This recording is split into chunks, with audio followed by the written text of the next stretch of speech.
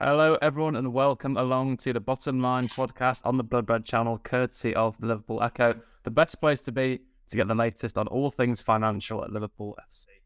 Joining me, Patrick Smith, is, of course, our in-house football finance expert, Dave Powell. How's things, Dave? Very well, thanks, Pat. Yeah, expert might be a stretch.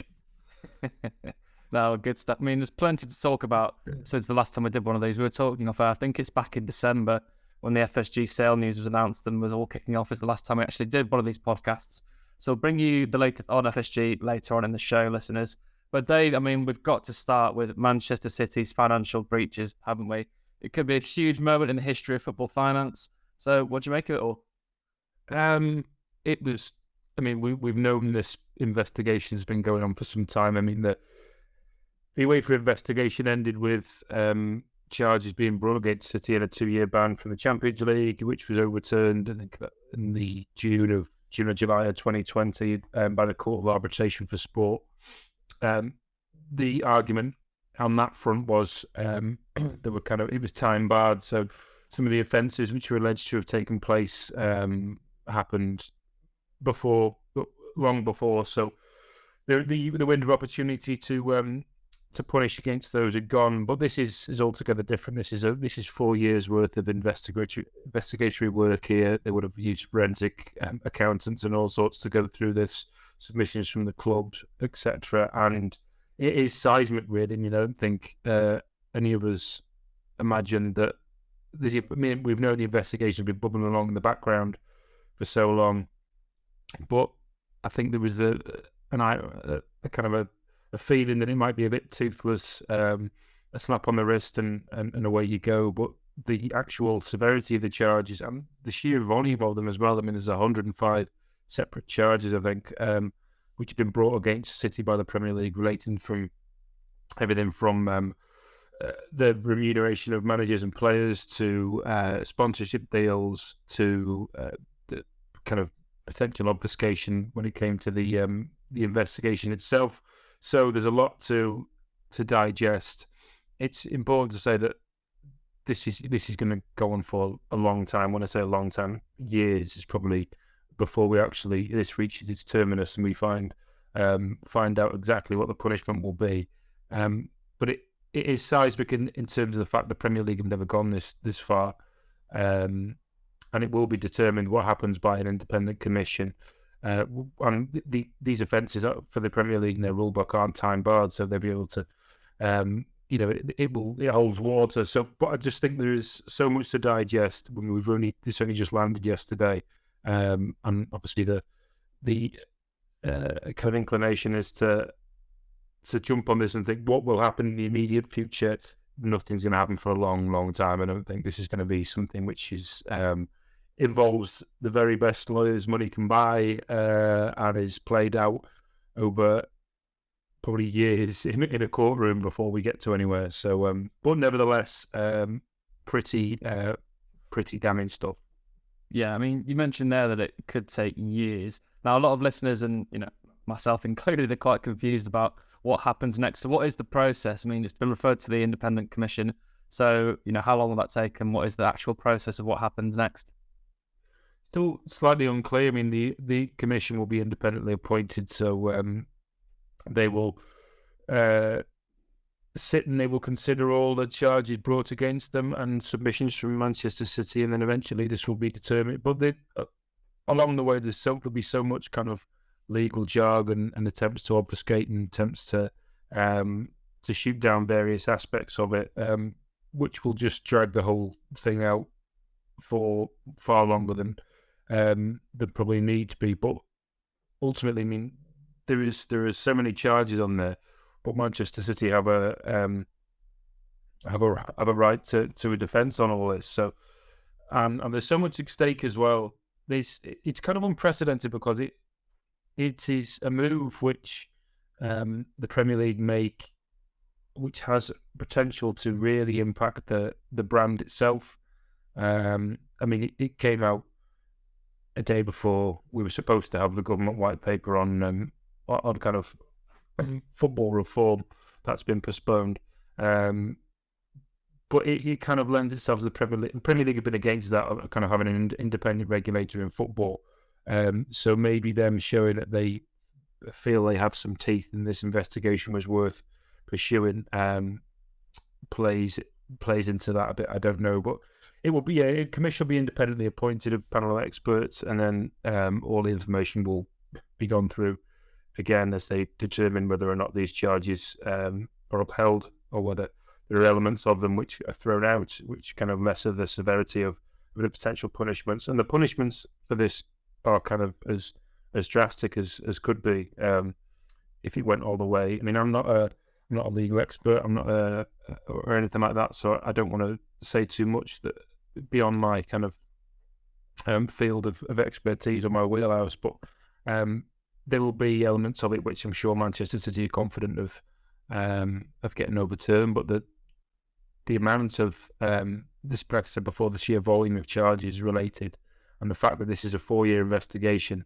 and not kind of a brief flash in the pan where they've just tried to appease people questioning the validity of Manchester City's revenues over the recent years, means that it will be something which will carry a lot of weight. It's going to be absolutely fascinating to see what happens, but again, I stress it's not going to be anything which happens in the short term. I don't think there'll be rewriting the history books before the end of the season or anything like that. So I just think it's one of those things which will take an awful long time. It's kind of unprecedented as well. So it's something which we're just going to have to wait and see how it pans out. I mean, yeah, that's the next part I was going to make. You sort of touched on it with the punishments, because it is entirely unprecedented, as you said. We've never been in a situation like this before. Now, we spoke about this on the Blood Red podcast yesterday, and obviously we are all speculating about what might happen. I mean, what do you think the severest punishment can be, and what do you think the most likely punishment would be? I know, again, we are speculating, and these are accusations at the moment, aren't they? Yeah, and that's just them. And I can't really say what I think it would be, because I probably don't know enough about the specifics around the charge. What we know is that the financial issue around sponsorships relates to claims that the Abu Dhabi-based City Football Group were paying sponsorship under the guise of, in terms of deals for kind of Etihad Airways and Etisalat, the telecommunications company, and they were enhancing those deals in terms of the money was coming from CFG. And then the manager remuneration issue surrounds Roberto Mancini's time, I believe, at the club, whereby he was being paid kind of another salary, even more than his base salary at Manchester City was, by a consultancy firm he owned, which then went through another firm which was owned by Sheikh Mansour. And basically, he was being paid, or alleged to have been paid, something like £1.6 or £7 million a year, for doing kind of 4 days coaching at Al Jazeera FC in Abu Dhabi. So there is, these are all allegations. The severity in the Premier League rulebook is quite clear that they are able to dish out whatever punishment they see fit. That includes relegation, that includes the stripping of titles, that includes all that. But also it can be financial punishment. But ultimately, I think the issue for them is, given the fact that money is always deemed to be no object and not a suitable deterrent for this type of thing, would a simple fine be enough to go the distance? When they went the UEFA punishment, or the charges were brought against UEFA, which went to the Court of Arbitration for Sport, overturned, I think the eventual fine was something like 9 million they paid for that, and they were allowed back into European competition because it was overturned based on the lack of evidence, I think. So this is all new. I do think that the Premier League, while they will want to show teeth and that they have bite and to ward off people from engaging in this type of practice moving forward, I do think that they will go beyond just simple financial punishments. However, they will be mindful of the fact that Manchester City are a key part of their global brand. They're not the biggest part. That remains. Manchester United and Liverpool are the two teams which have the most global pull. The Premier League is a brand. But they are an important part of the Premier League's brand, and doing anything which removes them from that picture would damage the brand. So I don't see that playing out, but I could be wrong. But I do think that they'll try and strike some kind of balance, whether it's competitive sanctions ultimately are the only thing which will truly hurt Manchester City. And again, we stress that these are just allegations. I mean, this is an investigation of 4 years, yes, but they are charges brought by the Premier League, but they're yet to be upheld by a commission independently. So for the time being, I think it's wise that kind of we keep powder dry, etc., and see how this plays out and allow it to play out in the fashion that it should. But there will be punishments coming Manchester City's way in some way, shape, or form. That depends on the severity. Depends on just how many are upheld by a commission. Yeah, I think the takeaway from that as well is that obviously Man City overturned the UEFA investigation. I think the Premier League would have been very careful to get sufficient evidence on all these claims of the breaches City have. They're going to be stocked up and ready to go on this because they know City have probably some of the best lawyers in the world, not just in football. I mean, I'd like to touch on the sponsorship, as you mentioned there. I mean, obviously this is all unproven. It's accusations. We have to be careful what we say. But to me, it just smells a bit dodgy. We recently had the Deloitte Football League list, didn't we, then, which names the clubs with the highest revenue. I think it was over 2021, 22, correct me if I'm wrong. But we saw Liverpool climb from 7th place to 4th in terms of revenue. But the City have topped that list. Now, they've topped it over, European and Spanish champions, Real Madrid. It just seems a bit dodgy to me, Dave, doesn't it? It's so I'm always loath to kind of go in too deeply on stuff like that. I mean, City they will know this investigation is taking place, and they've been well aware of it for a good long time. So I imagine their house has been put in order, if it wasn't in order already, since they're moving forward. However, they have been able to lean on kind of the simpatico relationships that exist in kind of the Gulf region. They have, but all this is available to other clubs to tap into. But ultimately, I suppose it is a bit more of maybe it's a closed shop in terms of just where you can. The most recent ones for City were official kind of hotel partner, etc. Which all these things bring in large amounts of money. But City were able to spend in the beginning to kind of close the gap in a way that no one has been able to do since, because it was pre-financial fair play regulations. Once they came in, City had already established success, and they were able to lean on they've had Champions League qualification successive years. Off the top of my head, I don't think they've missed one in the past decade, have they? But I think so.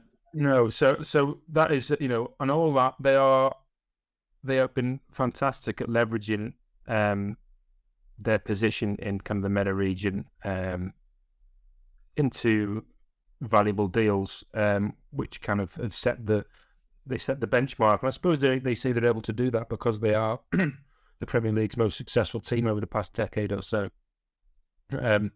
We can all make the arguments about whether or not they're the biggest team, because the fan base globally would suggest not. But in terms of success on the pitch, they're able to leverage that, and they have done, and they've done it kind of accretively over time. But I do think that I imagine that there's been more a little frustration at the likes of Liverpool in recent years, that despite their own success and their own they are like a behemoth of global sport, Liverpool, that they've been unable to match kind of Manchester City blow for blow when it comes to revenues. But some of that also relates to the fact that there were periods in time when Manchester City's, despite adding to the wage bill was coming down while revenues went up. So and all that forms part of the investigation. But I'd be loath to say it's anything dodgy. I just think they have been masters in recent times of leveraging their relationship with the simpatico businesses that exist around where they are based, but also they've been smart about how they conduct their affairs in recent times. This is all historical, and the charges relate to up to 2017-18 with the financial side of things. The ones from beyond that are largely related to lack of cooperation, it's claimed, and things like that around investigations. So, I think we're just wise to see how this plays out before we may be saying anything too much. But ultimately, we're going to get to the point where we will know definitively, I imagine, in the next year to what, if anything, has been the case, and how they have managed to kind of reach those levels and keep everyone else at arm's length. It will all come out in the wash. Yeah, it certainly will. And just to round off then on the City talk, of course, this is a Liverpool podcast. We look for Liverpool angle, and there's a huge Liverpool angle to all this. I mean, the major one is missing out on the titles that they could have won during that period. I mean, particularly 2013-14 season. I mean, now Dave, just answer this, because obviously a lot of fans are upset, a lot of the players are upset and annoyed, and there's words being thrown around that we don't want to use, such as cheating and robbed, because we don't know yet. They are just accusations at the moment. We can't say that. I mean, there's so many clubs that could have potentially have missed out on European places. I mean, winning cup finals, title winning money, top four money. There's a huge amount that City could have potentially taken from these other clubs if the accusations are true. There is that, again, on top of the fact that this will take many years. Those kind of arguments would be this kind of difficult to prove, because there is I suppose you have to look for comparisons through other sports. So Lance Armstrong, for instance, when he was stripped of all his Tour de France titles, there was no winner declared in any of those years. And I imagine if that's to be the case, and I'm not convinced they will be stripped of Premier League titles. But again, I don't know the full. That it's impossible for me to say that really. But I just think that for the Premier League as a brand, it would not look good. But I don't think there would be. I don't think you can retrospectively award the winners, because ultimately you didn't win. It's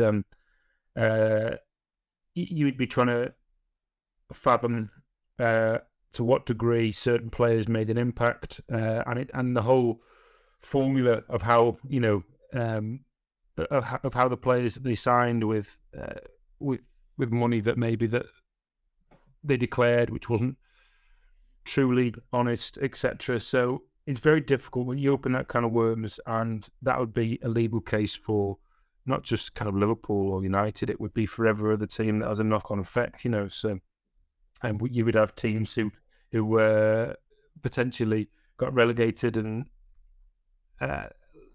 claimed no points from Manchester City during that period, maybe claiming that, well, those games null and void.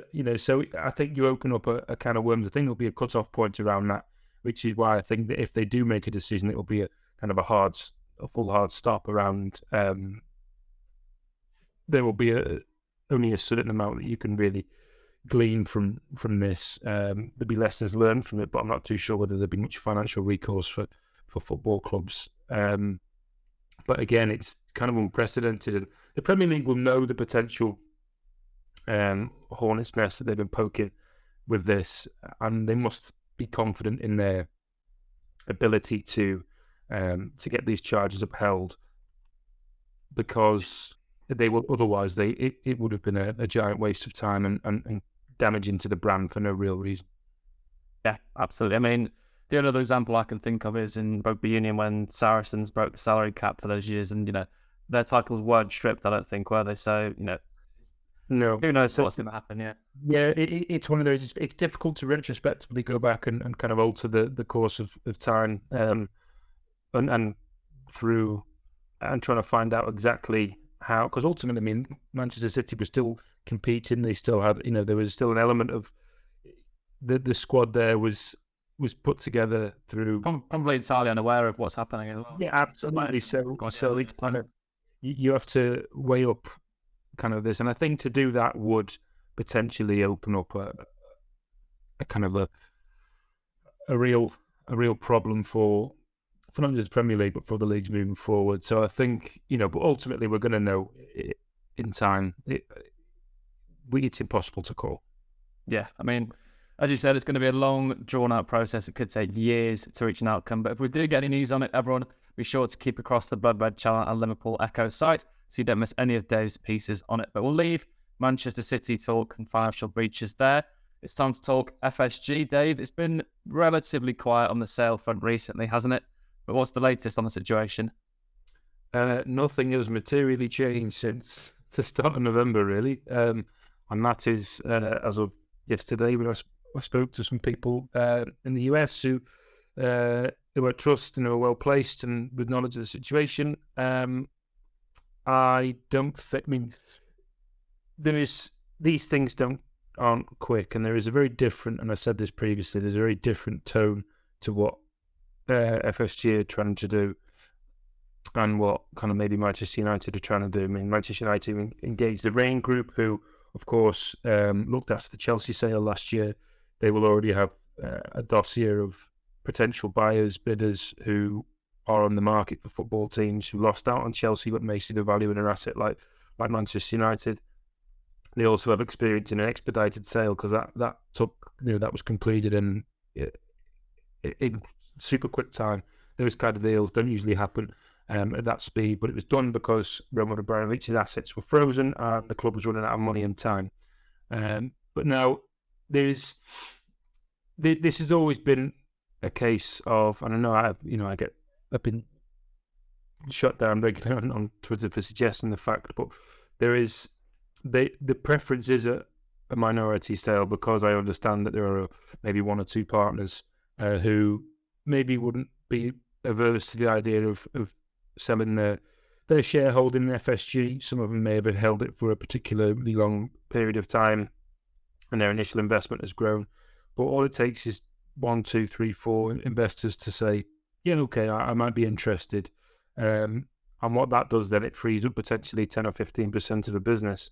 And that, when that business is valued at over $4 billion, it is a sizable chunk of capital you could realise by recapitalising the business by bringing in new shareholders.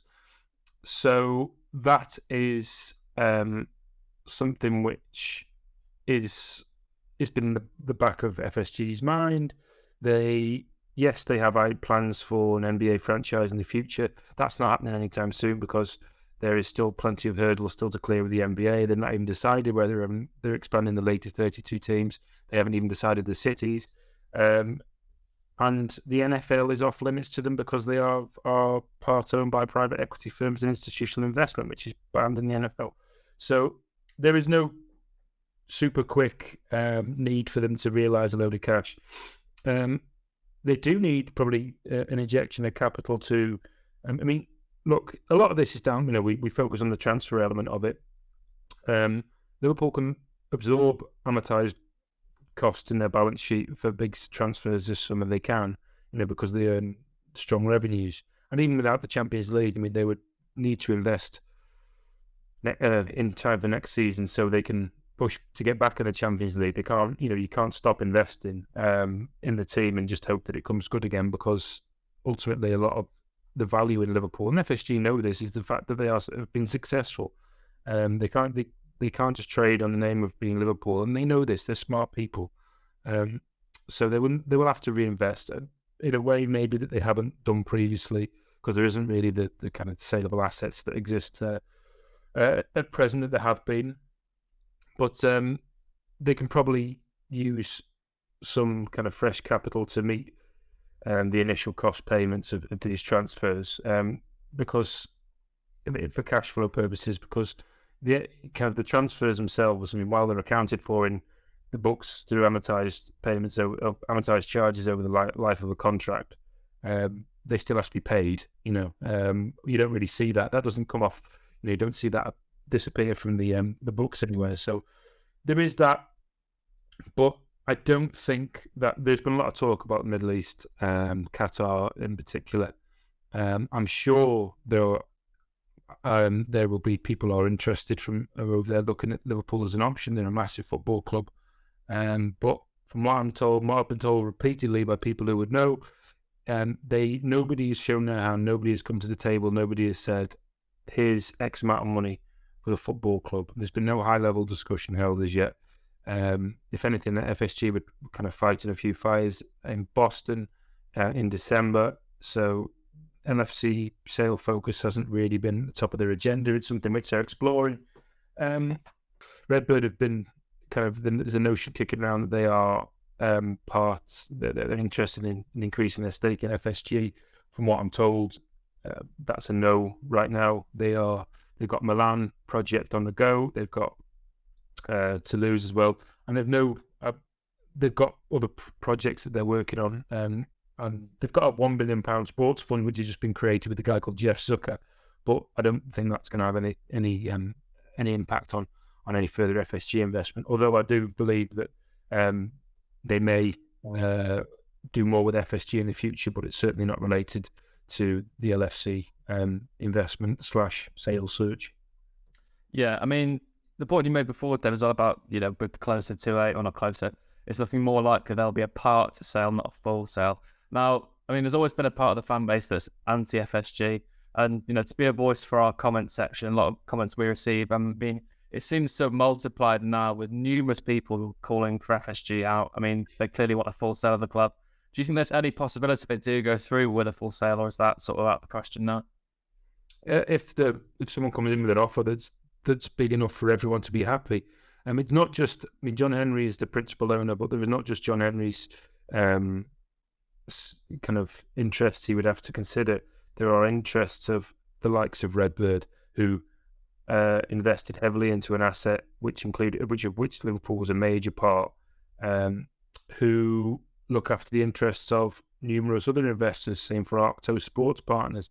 They look after their investors' interests. So I imagine there'll be a few kind of minority partners and significant minority partners that would think, well, we've not had the opportunity to grow this investment as much as we wanted yet. John Henry would be the man with the say. I do think he is a pragmatist, and he knows that he has to work with these people even if he sells Liverpool. They're not just investors in Liverpool, they're investors in FSG, so he has to have a happy ship in order to further grow the empire. I think if a major offer comes in and it satisfies that need, then yeah, why not? But it's the moment nothing's happened, not to say it won't happen, but I think the idea is, look, a lot of these things, there's always been an element of FSG, and it's a valid criticism that they haven't invested to the levels of their rivals, which they haven't. But there was always a fairly clear model of what they did. The problem is now that model's being challenged by the fact that everyone else has spent more, and the ability for them to turn over players and gain value that way has been diminished, and they've probably missed 2 or 3 transfer windows to allow them to rebuild, which means they face an expensive rebuild. But things are always amplified as well when things are bad on the pitch, and obviously it's bad on the pitch at the moment, and a not insignificant amount of that. A reason for that is because the team probably has missed an opportunity to strengthen and address some of those issues.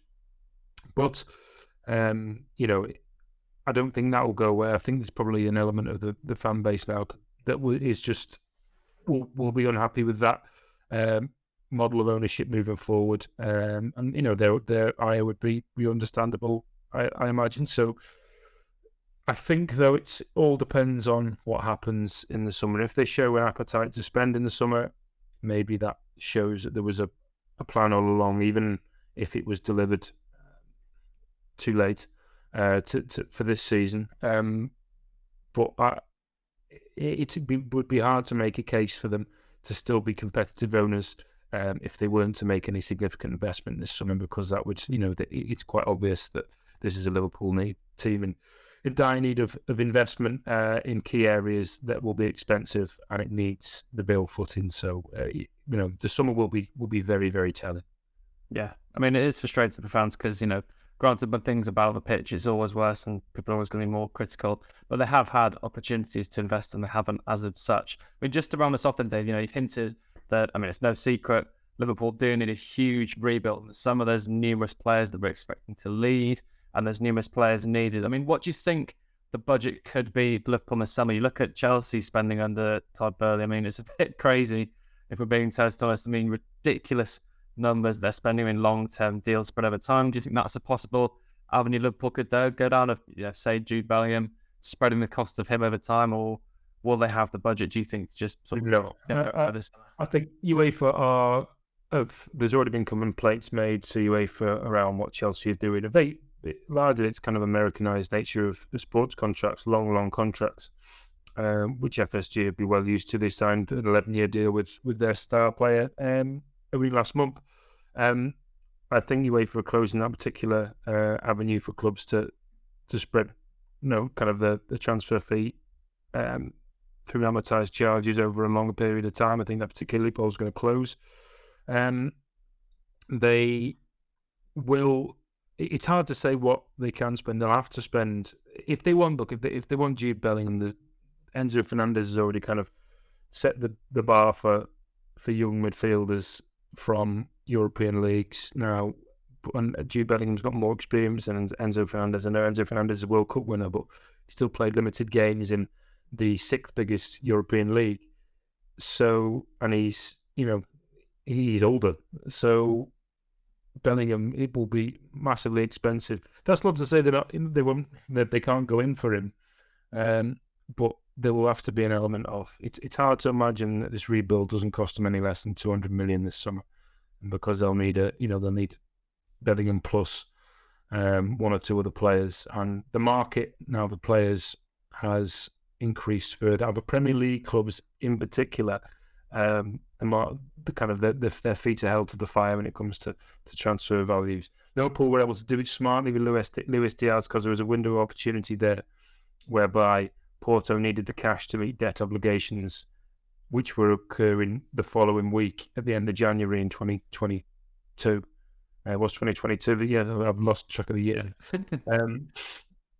And so they were able to they said, well, we will pay you this X amount of money you need to settle those immediate debts now. And that meant that they were able to drive down the price of Diaz in January. The ability to negotiate really good deals in the Portuguese market has been made really difficult by the Fernandes transfer, and also clubs know the value of their players now. Chelsea have kind of come in and skewed the market somewhat. It's a risky strategy from them because you are banking on that group of players they put together really kind of hitting it off and becoming kind of a really great team. They may still, but that is a process which takes time. Liverpool will need to spend heavier than FSG probably spent before this coming summer. And if they're willing to do that, who knows, maybe they get enough. They get another chance to kind of prove themselves were the owners, but I imagine for some the ship has sailed on that front. But regardless, they need to spend if only to protect the value of their asset moving forward. Yeah, I mean, it feels like a make or break summer for FSG, doesn't it? They need to spend, everyone knows it. And hopefully, they've been hesitant in the previous transfer window, so they know they're going to spend big this summer and bring in the guns like Jude Bellingham, hopefully. Well, that just about wraps us up there for today, though. Thank you so much, everyone, for listening and watching along. Be sure to subscribe to Blood Red on YouTube and wherever you get your podcasts from so you don't miss any of our daily podcasts and video content. And of course, be sure to check out the Liverpool Echo site and social media channels for the latest Liverpool news, including any updates on a potential FSG sale whenever we have them. But for now, thank you so much for joining me, Patrick Smith, and Dave Powell on the Bottom Line podcast. Catch you again soon.